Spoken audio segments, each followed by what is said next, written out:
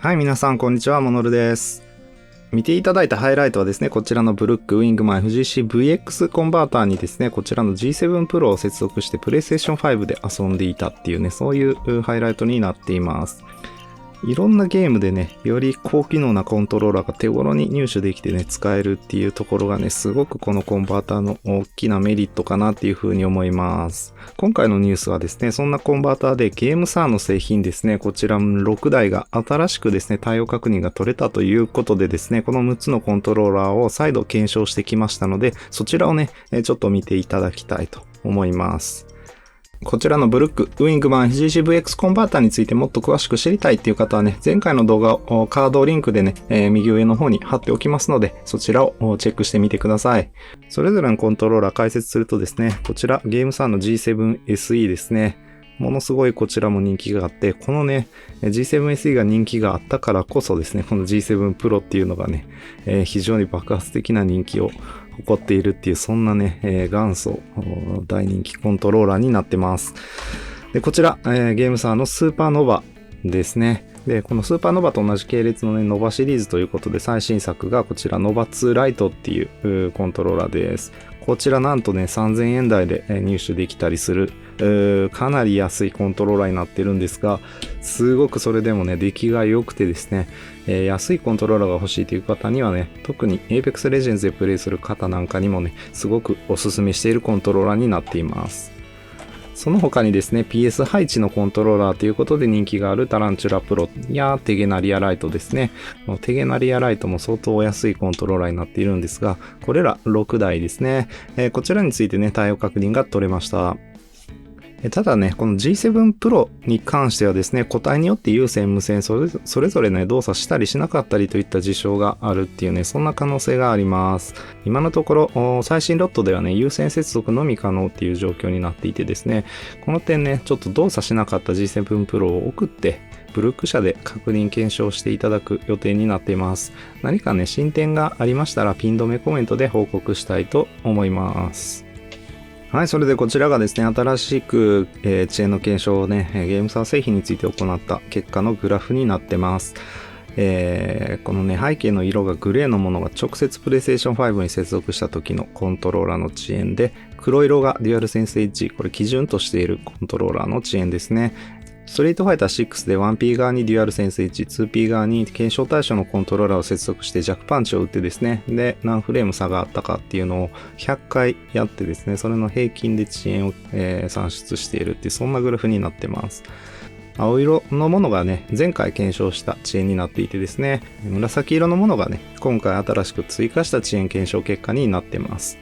上から見ていくとやっぱり G7 Pro と Nova 2 Lite ですね。この2台が光っているかなと思います。デュアルセンスエッジよりも私の検証では早かったですね。これ本当に素晴らしいことだと思います。この2台についてはスティックの遅延とかもですね、PC での遅延検証ではね、かなり優秀な2台になっているのでですね、ボタンもスティックもですね、かなり早いんではないかと思いますね。なんで、Apex Legends とかでもですね、全然純コンと比べてね、劣ったりはすることがないっていうことで、コンバータを返しているのに遅延が負けないっていうのは本当にすごいことだと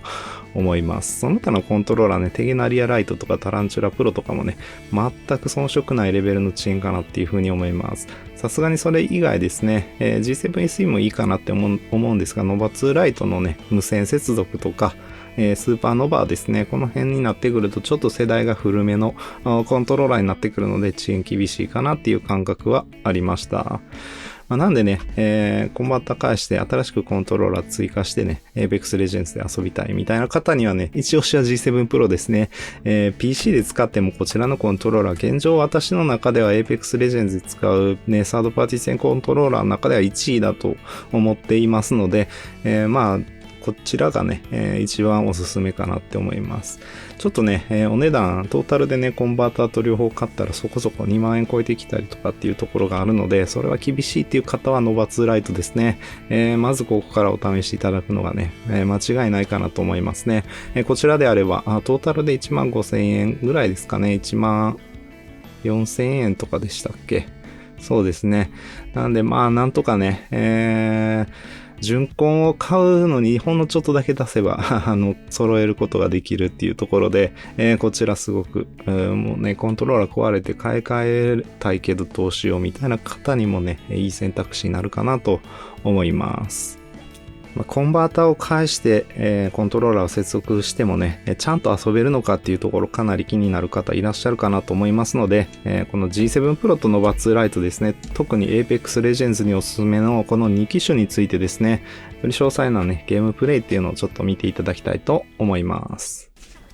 まずは Nova 2 Lite で、ワイルドカードをやってきた様子ですね。腰打ちとかも結構当てていけるかなっていうのとね、ランパートでやってきたのでこんな感じで、ウルトをね楽しく打ってきましたという感じです。遅延の方っていうのはですね、さすがに G7 Pro ほどすごくね優れてるっていうことはなかったかなとは思うんですけど、やっぱりですね、非常に優秀かなとは思いました。比較的追っていけてるかなと思いますね。はい。FGCVX は、コントローラーのヘッドセットジャックとですね、振動機能が有効にならないというところで、振動機能は Apex を主にね遊ぶ方だったら問題ないかなと思うんですけど、結構ヘッドセットジャック使われる方っていうのがいらっしゃるみたいなので、そこだけねちょっと注意していただきたいと思います。これだけの距離のね RE が当たれば十分なんじゃないかなって思いますね。ノバ2ライトはね、ほんとこの価格のコントローラーとしては相当いいので、かなりおすすめです。で、続いて G7 Pro です。はい、スーパーグライドとかも非常に PC とね、同じような感覚で出していくことができたので、ボタン遅延本当に優秀だと思います。スティックの方もめちゃくちゃ優秀ですね。ボルトがね、面白いように当たってくれるんで、もう楽しくてボルトばっかり握りしめて遊んでた感じです。あとはナイナイも相当当たるので、これはね、かなりいいですね。こんなちょっとね、ほとんど見えないような距離の遠距離ウィングマンも当てていけますし、こっからナイナイなんですけど、本当に当たるんで楽しくて仕方がないですね。PC よりもエイムアシストが強いっていうことでね、もうね、あんまりね、プレイステーション5特有の遅延っていうのはね、もうなんかずっとやってたらあんま気にならなくなってきて、むしろ当たるんで楽しいみたいな感じで、ワイルドカードにめちゃめちゃね、ハマってしまったっていう、そんな感じなんですが、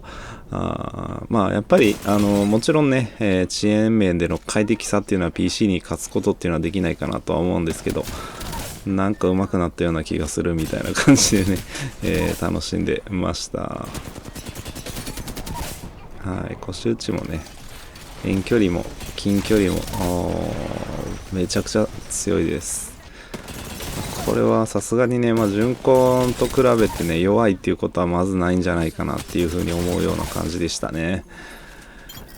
プレイステーション5ちょっと遅延が大きいということで、やや高感度めな G7 Pro のね、感度が非常に相性がいいのかもしれないです。やっててめちゃくちゃ強かったっていうのは間違いないですね。で、ちょっとね、注意深く見ていただくとですね、武器チェーンしたりとか、あとはピン刺したりとかですね、もちろんアイテム漁るときとか、あとは、アビリティを使うときですか。こういうときに、一切ですね、右スティックから親指を離さずに済みます。現状私のボタン配置だと、この配置だとパンチボタンですかね。それ以外の操作をするときはすべて、親指を外さなくて、OK っていうね、そういうボタン配置になってます。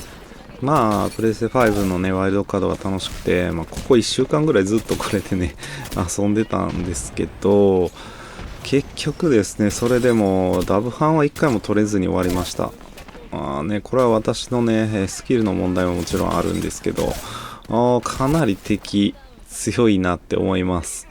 今やってる人って相当強い人しかいないんかなっていう感じでね、バッジもね、すごい人たちばっかりが揃ってるような感じで、ワイルドカード相当難しいなっていうふうに思いながらやってた感じです。で、これが、確かね、相当いいとこまでいった試合だったと思うんですけど、はい、あと108ダメージっていうことでね、他にもあと40ダメージぐらいでダブファンだったみたいな試合もあったりして、なかなか厳しいですね。はい、それで、ゲームサー G7 Pro の方についてはですね、リニア化設定ですね、15の16、25の28、50の53っていうね、この設定を入れて、PlayStation 5でも遊んでいました。ノバ2ライトの方は20の24、50の50、80の74っていう設定を入れてですね、使っていました。こちらの2つの設定を入れてあげることでだいぶね、スティックの感度、自然な感じになるので非常におすすめの設定となっています。はい、それで前回の動画含めてね、ブルックウィンクマン FGCVX についてですね、ちょっと補足なんですが、このマップボタンですね、タッチパッドボタンっていう風な形になるんですが、ここのね、ビューボタンですね、これを押すと通常このようにですね、射撃訓練場だとね、タッチパッドボタンを押すとキャラクター変更になるんですけど、これがね、カジュアルランクとかではね、マップのボタンになります。で、こちらのボタンが機能しなくなるっていうことがね、よく言われてますね。試しにやってみると、はい、これで機能しなくなったりしますね。これでも機能しなくなるかな。こうかな。はい。そうですね。で、これね、何種類かですね、モードが、このね、FGCVX にはモードがあってですね、タッチパッドをまず有効化するには、ホームと、この下のボタン、ABXY ボタンの下のボタンですね。G7 Pro だと A ボタンになります。これを押してあげます。これでね、タッチパッドボタン有効化っていうことができます。無効化するには、ホームと Y ボタンですね。これで無効化されますね。はい。ホームと A ボタンを押してね、タッチパッド有効にしてもですね、今これビューボタン単押しじゃ、マップボタン開きません。これね、モードがあって、これモード2っていうらしいんですけど、このビューボタンと右スティック押し込みを同時押しするとね、このように、マップが開くっていうことになりますね。タッチパッドボタンを押せます。これがモード2で、このね、ビューボタンと左スティック押し込みを同時押しすると、はい、ビューボタン単押しでこのマップボタンが開けるっていうことになります。ちょっとややこしいんでもう一回、説明するとですね、タッチパッドボタン有効化したい場合は、ホームと A ボタンをまず押します。はい。で次に、ビューと左スティック押し込みですね。これで確実にビューボタンが単押しで、タッチパッドボタンになりますよと。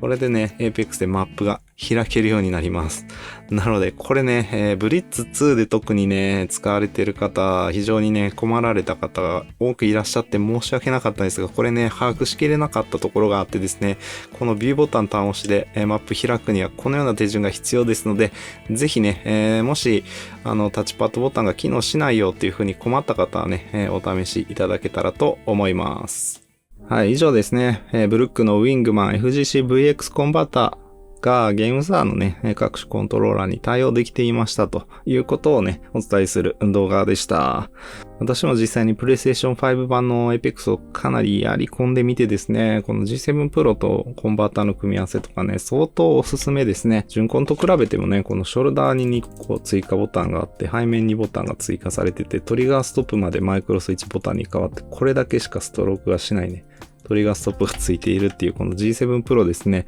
本当に強いと思います。Apex Legends ではね、現状かなり最強クラスなんじゃないかと私は思っているので、すごくおすすめですので、ぜひね、使ってみていただけたらね、嬉しいなと